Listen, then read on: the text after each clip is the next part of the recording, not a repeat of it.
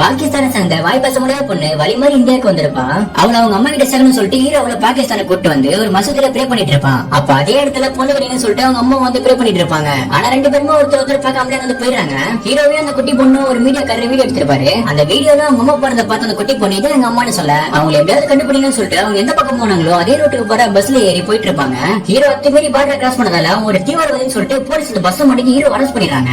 அந்த குட்டி பொண்ணுமே நம்ம ஊர் இருந்துச்சுன்னு சொல்லிட்டு அவங்க அம்மா ஒத்திட்டு வேகமா ஓடுறா. பல போராட்டத்துக்கு அப்புறம் அந்த வாய் பேச முடியாத குட்டி பொண்ணு அவங்க அம்மா கிட்டே போய் சேர்ந்துறா. ஹீரோ குழந்தை அவங்க அம்மா கிட்ட சேர்க்கறதுக்காக அந்த பாகிஸ்தான் பாட்டியை தாண்டி வந்திருக்கான்ற மேட்ரு சோசியல் மீடியால பயங்கரமா வைரல் ஆகுது. போலீஸ் உண்மையான புரிஞ்சுட்டு ஹீரோ ரிலீஸ் பண்ணிடுறாங்க. இந்த மேட்ரு கஞ்சி பாகிஸ்தான் மக்கள் ஹீரோக்கு சப்போர்ட்டிவா வந்துருவாங்க. ஆனா பாகிஸ்தான் கவர்மெண்ட் ஹீரோ அத்துமீறி வந்ததால அவனை வெளியே அனுப்ப மறுக்கிறாங்க. பாகிஸ்தான் மக்கள் எல்லாருமே ஒன்று சேர்ந்து அந்த பார்டர் கேட்டை உடச்சு ஹீரோ தப்பிக்க அனுப்புறாங்க. இந்திய மக்களுமே ஹீரோக்கு சப்போர்ட் பண்ற விதமா பார்டர் வந்து நின்றுப்பாங்க. அப்பதான் அந்த வாய் பேச முடியாத குட்டி பொண்ணு ஹீரோ பாக்கிறதுக்காக வந்து பவன் ஹீரோட பேரை சொல்லி முதல் முறையா வாய் பேச ஆரம்பிக்கிறான். ஹீரோவே ஓடி வந்து அந்த குழந்தைய கட்டி அணைச்சுக்கிறான். பாகிஸ்தானி இந்தியா தாண்டி ஒரு நல்ல மனுஷனுக்காக ரெண்டு நாடுமே ஓடி சேர்ந்து அவனை வெளியே அனுப்பியிருப்பாங்க.